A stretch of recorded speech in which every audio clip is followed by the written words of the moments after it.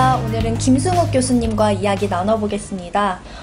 EBS 다큐프라임 민주주의 방송 인터뷰텔라 시청자분들 다 기억하고 계실 겁니다. 그런데 이 민주주의 방송에 앞서서 EBS 다큐프라임 자본주의라는 이름으로 2012년에 방송이 됐었다고 해요.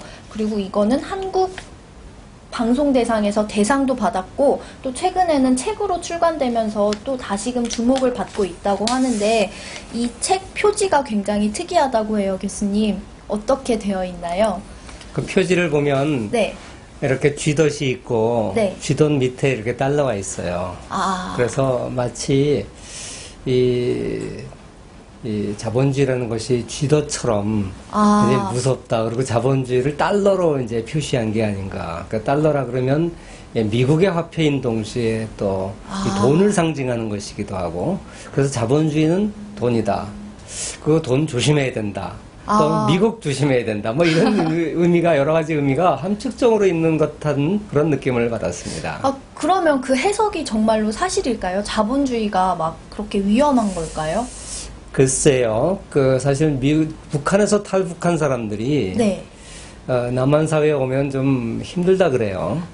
왜냐하면 남한은 뭐 경쟁사회이기도 하고 북한처럼 뭐 배급을 주는 것도 아니고, 그러니까 복지국가나 사회주의 국가처럼 국가가 먹여 살리는 걸 책임져 주지 않으니까 내 스스로가 책임을 져야 되니까 그런 면에서 뭐 위험하다 그런 게 전혀 틀린 말은 아닐 수 있다고 봅니다. 사실 자유가 책임이 안 따르면 방종이 되잖아요. 네. 자유라는 것은 자유를 누리려고 그러면, 자유는 공짜가 아니다 이런 표현도 물론 있겠지만 자유를 누리려면 책임을 다해야 돼요. 그러니까 우리가 자유만 누리고 책임을 안 지겠다고 할 수 없죠. 근데 책임을 지려면 거기에는 책임을 안 졌을 경우에 뭐랄까, 벌칙이랄까? 벌칙. 이런 것도 있는 거죠. 그러니까 조심해야 돼요. 예를 들어서 고등학교, 중학교 때는 학교 안 나가고, 뭐, 그러면 담임선생님도 야단치고 하니까 아이들이 어느 정도는 일탈을 하지를 않죠. 벗어나지를 않는데, 대학교 오면, 뭐, 수업 안 들어간다고 뭐라 그러는 선생님도 없고, 그런데 어느 날 그렇게 자유를 누리다 보면, 성적은 F로 나와요. 비슷한 거죠. 비슷한 거예요. 자본주의도, 물론 뭐 자본주의 사회에서, 자기만 잘하면 그렇게 뭐 굉장히 위험한 정글 같은 건 아니지만, 자유를 누릴 만큼 자기가 책임을 따른다. 이런 면에서는 어느 정도 조심을 해야 되는 건 사실이라고 생각합니다. 그렇죠. 그러면 더 자세히 들어가 보면 그 다큐프라임 일부 제목이 돈은 빚이다라고 해요. 그런데 돈은 그냥 교환하는 가치 뭐 이런 거일 뿐인데 그걸 빚이라고 표현하는 건 돈 자체를 나쁜 뉘앙스로 포장한 것 같은데 제가 맞게 본 건가요? 맞아요. 네. 뭐 모든 것은 양면이 있듯이 돈도 마찬가지죠. 돈이라는 게 우선 빚이다라는 표현은 뭐 틀린 표현은 아니에요. 왜냐하면 화폐는요, 네. 정부가 빚지는 겁니다. 뭐 예를 들어서 5만 원짜리 하나 인쇄하는데 그거 몇십 원 안 든다 그래요, 원가로는. 그러니까 생각해 보십시오. 미국의 100달러짜리가 원가가 뭐 1달러도 안 드는 걸로 알고 있는데, 그러면 99달러는 이득을 보는 거잖아요. 그러니까 돈이라는 것은 결국 정부가 발행하는 빚입니다. 정부가 돈을 찍어내면 제일 큰 수혜자는 그 돈을 갖다가 활용할 수 있는 정부라고 볼 수 있는 거죠. 그런 면에서 이제 빚이라고 이제 내릴 수도 있는데, 그것만을 강조하다 보니까 돈의 긍정적인 측면들을 전혀 언급하지 않는 것이 이 다큐멘터리의 문제인 것 같습니다. 아까도 얘기를 잘 하셨는데, 돈이 왜 필요하게 됐습니까? 역사적으로 보면, 자급자족 경제보다는 교환 경제가 훨씬 더 생산성이 높다는 것은 초등학생도 다 알아요. 그리고 초등학생들도 아는 사실이, 그걸 교환하려면 돈이 필요하다는 걸 다 알아요. 뭐 조금 고급스러운 얘기를 하면 double coincidence of want 이렇게 표현을 하는데, 뭐 영어로 얘기해서 고급스럽다는 게 아니라 이걸 한국말로 표현하면 좀 복잡해요. 그래서 짧게 영어로 얘기하는 건데, want 그러니까 사람이 이제 원하는 것이 양쪽이 맞아야 교환이 일어나요. 내가 남는 걸 누군가가 받고 싶은데, 이걸 가지려고 하는 사람이 줄 수 있는 게 내가 또 원하는 거가 돼야 돼요. 이 원스, 서로 원하는 것이 딱 이중적으로 일치가 될 때 교환이, 막 교환이 일어나는 거예요. 이게 교환이 안 되면 또 한 사람이 필요해요. 응? 그래서 어떤 그 밀턴 프로드만이 쓴 돈 이야기라는 책 보면 또 아이들 그 교육용 화폐 경제를 설명하는 위한 교육용 책을 보면 이런 이제 예화들이 많이 나와요. 이렇게 내가 남는 걸 줄라 그랬더니 저 사람 그건 필요 없다 그래가지고 또 요걸 필요로 하는 다른 사람을 구하고 그 사람한테 주고 얻었는 게 이것도 싫다 그래서 또 다른 사람을 구하고 한 10번째 뺑글뺑글 돌다가 겨우 이제 교환이 일어나는 이제 이런 이제 재밌는 얘기를 이제 아이들 교과서에 보면 교과서에 아이들 도서에 보면 있습니다. 이게 더블 코인시던스 오브 원스 이게 굉장히 드물게 일어나기 때문에 화폐라는 거 누구나 받아들일 수 있는 교환의 매개 변수 이게 필요하다. 그게 화폐가 필요한 건데 이게 초기에는 누구나 필요한 쌀이라든지 이런 물품 화폐였다가 이게 무겁고 변색되고 불편하니까 그 다음에 이제 금, 은 이런 귀금속으로 바뀌었다가 네. 그거 같은 아주 코인, 동전은 금화, 은화 이런 걸 만들었다가 지폐가 됐다가 이렇게 쭉 오는 과정에 대한 이 교환의 매개 변수로서 이 돈이 얼마나 중요한 역할이 되는 것은 전혀 언급하지 않고 돈은 빚이다. 그런데 돈을 많이 발행해서 인플레이션이 생긴다. 인플레이션 때문에 고생하는 거 많이 있지 않냐? 어? 그러니까 이 자본주의는 기본적으로 나쁜 체제다. 조심해야 될 체제다. 나쁜 체제라면 함부로 얘기를 못하고. 우리가 다 자본주의 사회에 살고 있고, 이 세상 전부가 공산주의와 자본주의가 대결하다가 이 공산주의가 무너진 마당에, 자본주의 나쁘다고만 얘기하면 그럼 대안이 뭐냐고 할 말이 없으니까, 나쁘다는 소리 못하고, 위험한 사회다. 그러면서 쥐덫 정도에 비유하는 겁니다. 그러니까 그 EBS 다큐 프라임이 표현한 돈과 자본주의 속성이 틀린 말은 아니지만 그게 문제가 되는 이유는 나쁜 점만 부각시켰기 그렇죠. 때문인 거잖아요. 예. 그러면 우리가 저는 이제 이런 걸 선전선동이라고 생각하는데 이런 방송에 속지 않으려면 그 자본주의에 대한 제대로 된 정의 이런 게 필요할 것 같아요. 그걸 간략하게 설명하면 어떻게 될까요? 자본주의, 그러면 이제 영어로 캐피탈리즘이잖아요. 네. 캐피탈리즘, 이즘이 붙어 있어요. 이즘이라는 것은 이데올로기라는 거거든요. 이념이라는 거거든요. 그러니까 많은 사람이 자본주의를 이념이라고 생각해요. 이데올로기라고 생각해요. 그런데 이데올로기는요, 이념이라는 것은 그 만든 사람이 있어야 됩니다. 예를 들어서 막시즘, 그건 막스가 만들었죠. 네. 그리고 그 만든 사람의 원래 의도와 벗어나면 이건 이단이라 그래요. 이데올로기를 가짜다 이거죠. 이단이라 그래요. 뭐 이단이는 꼭 종교에만 얘기하는 게 아니라 그 원래의 사상과 벗어난 것을 얘기하면 그 막스주의에서도 이단이 있을 수 있는 거예요. 그러니까 소련하고 중국하고 자기네들이 서로 막스주의의 원래 사상에 충실하다고 사상 논쟁을 벌였던 거 아닙니까? 그러니까 공산주의자들은 그 사상 논쟁을 많이 벌여요. 그러니까 이렇게 이데올로기라는 것은 만든 사람이 있고요. 사상 논쟁을 벌일 정도로 이단이냐 아니냐를 따져요. 자본주의는 캐피탈리즘이라고 하는데 캐피탈이 맞는 거 아니잖아요. 캐피탈이 사람 이름입니까? 캐피탈은 자본이라는 거지 자본 사람 이름이 아니에요. 그러니까 자본주의라는 것은 네. 뭐 아담 스미스가 1776년에 국부론을 발표함으로써 생겨난 것도 아니고요. 오랜 인류 역사상 오랫동안 이렇게 서서히 생겨난 일종의 인류 문화의 유산이고 규칙, 저절로 예, 생겨난 규칙. 하이에크의 말은 자생적 질서입니다. 마치 언어나 스포츠 경기가 누가 만들었는지 모르지만 오랜 세월 동안 발전돼 왔듯이 자본주의도 그런 거예요. 초기에 상업을 많이 했던 나라가 뭐 중국이나 아라비안 상인도 있지만 특히 오늘날과 같은 자본주의 기본적인 규칙들, 은행제도, 뭐, 이런 것들을 이제 만들어 사람들이 지중해 상인들인데, 지중해 상인 중에서도 베네치아 같은 나라가 대표적인 나라죠. 그렇다가 나중에 북해 시대로 가면서 네덜란드 상인들이, 그 지중해 상인들이 만들어 놓은 수많은 금융제도라든지 배서제도, 무슨, 은행제도, 이런 것들을 이제 배우고 갑니다. 기업제도, 이런 거. 네덜란드 상인들이 발전시킨 것을 영국 상인들이 그대로 배워가죠. 그러면서 자본주의라는 것은 베네치아 같은 경우는 AD 5세기에 생겼는데 이렇게 한 1500년 동안 지중해 상인, 북해 상인, 영국 이렇게 하면서 서서히 제도들이 발전돼간 그런 거죠. 근데 이 자본주의가 뭐냐를 정의 내릴 때, 네. 이 자본이 중요하다는 거 아닙니까? 자본, 캐피탈. 응?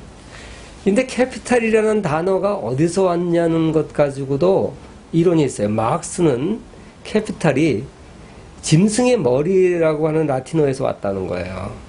되게 나쁜 것 같아요, 왠지. 그러니까 짐승의 머리를 이렇게 하나 둘 셋 했는데 옛날에는 이제 또 소나 돼지나 이런 동물을 빌려주면 걔들이 새끼를 낳아요. 그러면 이제 이자를처럼 새끼를 이제 한 마리, 10마리 돼지가 10마리 새끼 낳으면 한 2마리는 3마리는 원주인한테 줄 수 있다. 그런데 돈을 빌려가면 새끼를 못 낳잖아요. 그러니까 중세의 신학자들이 돈은 새끼를 못 낳으니까 이자를 받으면 안 된다. 이런, 지금 들으면 무서운 소리지만, 이런 소리를 했던 거거든요. 그렇게, 이 캐피탈을, 옛날에는 이제 짐승이 자산의 중요한 위치를 차지하고 있으니까, 마르크스는 거기다 비유했어요. 그러니까 이제, 마치 이제 짐승은 이자를 낳을 수 있지만 돈은 이자를 못 낳는다. 뭐 이런 식으로 생각하는데, 사실 다른 어원은 뭐냐면 이태리의 로마는 7개 도시 위에 세워진 도시라고 그러잖아요. 7개 언덕 위에. 그 중에 이제 가장 큰 언덕이 이 캐피톨리아라는 언덕이 있어요.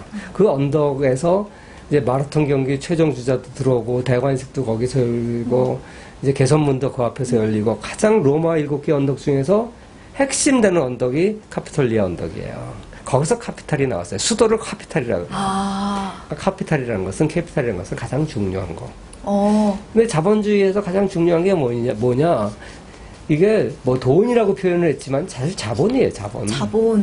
우리가 생산 요소를 얘기할 때 노동, 토지, 자본 이렇게 얘기하지만, 사실, 과거에 자본이 형성되기 전에는 토지나 노동은 옛날부터 있었어요. 그것만 가지고는 생산량을 비약적으로 발전시키는데 한계가 있거든요.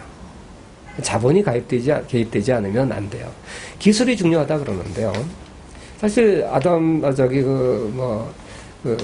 산업혁명도 칼막스 같은 경우에는 산업혁명도 이제 기술혁신이 확 일어나서 그런 거잖아요. 그래서 많은 사람들이 산업혁명 그러면 연속적 기술혁신 때문에 이제 생겨난 것처럼 그러지만 사실 아이디어가 중요하긴 하지만 자본도 중요해요. 예를 들어서 이미 르네상스 시대에 각종 하늘을 나는 기구에 대한 아이디어나 설계도는 레오나르도 다빈치가 이미 그려놨어요. 아이디어는 있었어요. 근데 그거를 현실화시키는 게 힘들었죠.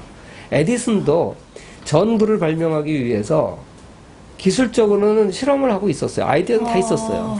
근데 이거를 제품으로 만들려면 어마어마한 돈이 들어요. 실험하는데 돈이 들고, 발전기를 만들어서 이걸 전 가정에 공급하려면 어마어마한 돈이 드는데, 기술만 가지고, 아이디어만 가지고 못하거든요. JP 모간이라는 사람이 돈을 댔으니까 그 전기가 실용화된 거예요. 그러니까 현대사회라는 것이, 과거에는 농경사회에서는 토지와 노동만 있으면 됐지요. 현대사회라는 것은 거기다가 아이디어와 기술과 자본이 같이 개입되지 않으면 불가능한 거예요. 갈수록 이렇게 자본이 중요해지는 사회가 됐죠. 그래서 자본주의를 생산 요소 면에서 어떤 것이 가장 중요하냐라는 측면에서 봤을 때는 이제 자본주의라는 용어를 쓰고요. 또 시장에서 어떻게 자본 배분이 일어나느냐를 측면을 보면 이건 시장 경제라 그래요. 정부가 중앙에서 통제하는 경제가 아니라 시장에서 자율적으로 경제한다 했을 때 그때는 시장 경제라 그래요.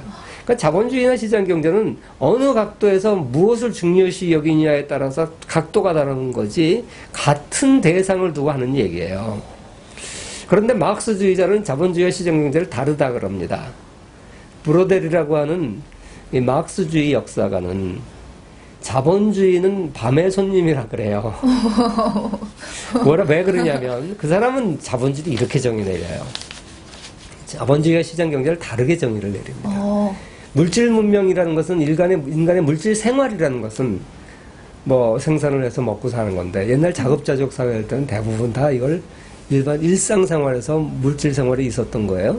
근데 이 중에서 상품 경제가 발달하면서 일부분은 시장에 내다 팔고 또 시장에 사오고 하는 이게 시장 경제라는 거예요. 시장 경제가 점점 확산됐다는 거죠. 이 시장 경제는 그냥 중립적이란 거예요. 그런데 이 시장 구성원 중에서 일부 대자본들이 정치가와 결탁을 해서 독점력을 얻어서 이 시장 경제 상위에 이렇게 매점매석 한다든지 이렇게 특권상인으로 하면서 새로운 하나의 질서를 만들어내는데 이게 자본주의라는 거예요. 그러니까 크게 나눠서 인간의 경제 생활을 세 개를 구분하는 거죠. 맨 밑에 자급자족적인 물질 생활. 그 다음에 그냥 일반 사람들이 시장에 가서 사고 팔고 하는 시장 경제. 그리고 정경유착에 의해서 결탁된 자본주의. 이렇게 막스주의자들은 자본주의와 시장 경제를 분리하고 자본주의는 밤의 손님이다.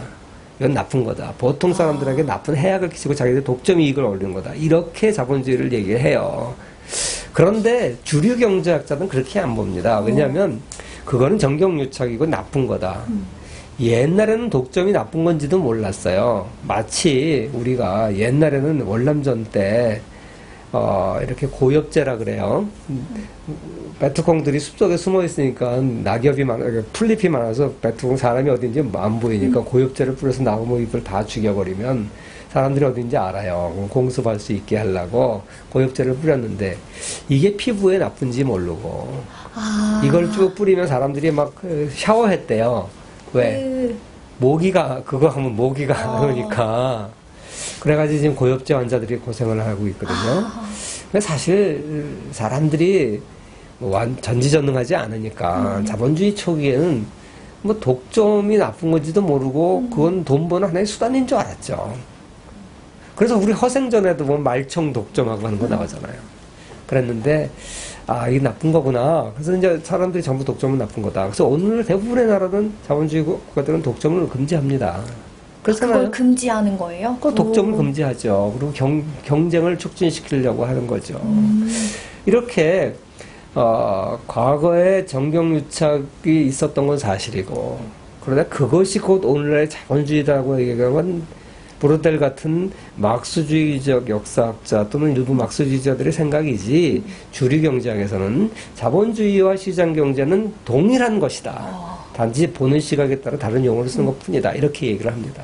근데 이 다큐멘터리에서는 자본주의를 굉장히 부정적으로 얘기를 하고 있습니다. 저는 딱 드는 생각이 자본과 돈은 나쁜 게 아니잖아요. 우리가 살아가는데 반드시 필요한 건데 그 필요한 필수품을 나쁘게만 보면 절대 나한테는 안 올 것 같아요. 네. 그래서 좋게 보고 좋은 점만 보고 그거를 취할 수 있는 그런 마음을 가져야지 잘 살 수 있게 될 것 같아요. 예. 아니 뭐 위험한 거를 위험하다고는 해야죠. 사실 돈이라는 것은 우리가 인간이 너무 물신풍조에 빠지면 돈을 이렇게 자기 인생의 전부라고 못 걸다 보면 불행해질 수도 있어요. 그러니까 돈이라는 것은 우리 사회에 참 없어서는 안 될 거지만 또 돈 하다가는 돈이 안 옵니다. 그러니까 돈이 중요한 게 아니라 인생에 참 중요한 것은 인간다운 삶 그리고 또 마음의 행복을 여유있게 누리고. 그래서 아담 스미스는 이 돈 하는 사람을 어리석은 사람이랬어요. 어리석은 사람이다. 그리고 인간의 아담 스미스를 했어요. 아담 스미스 행복론은 이런 겁니다. 인간이 먹고 살 수 없을 정도로 돈이 없으면 불행하다. 살 때 인간의 행복이 돈에 전혀 무관한 건 아니다. 분명히 어느 정도 수준까지는 돈이 필요하다. 그러나 그 수준을 넘어서면 돈이 많다고 더 행복해지는 건 절대 아니다.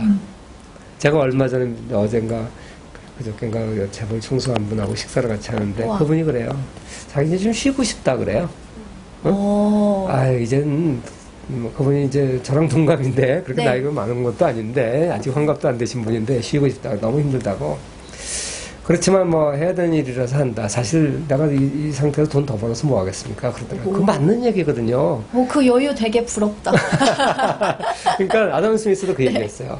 사람이 뭐 사람마다 그 수준이 조금씩은 차이가 있겠지만 어느 정도 먹고 살고 나면 이렇게 해결하고 나면 지금 우리로 치면 어느 정도 자녀 교육시키고 뭐 어느 정도 차 한 대 정도 굴리고 자기 집 정도 있고 나면 그 다음부터는 물론 이렇게 얘기하는 것도 쉽진 않아요. 중산층인데 이거 중산층까지 오는 것도 쉽지는 않아요. 그러나 그 수준이 어느 수준인지 사람마다 다르지만 그 수준이 넘어가면 돈이 더 있다고 해서 더 행복해지지는 않는다. 이게 아담 스미스의 행복론이에요. 근데 어리석은 사람은 더 많을수록 더 돈, 행복한 줄 알고 더 가진 자가 더 가지려고 그런다. 이건 어리석은 자다. 불쌍한 사람이다.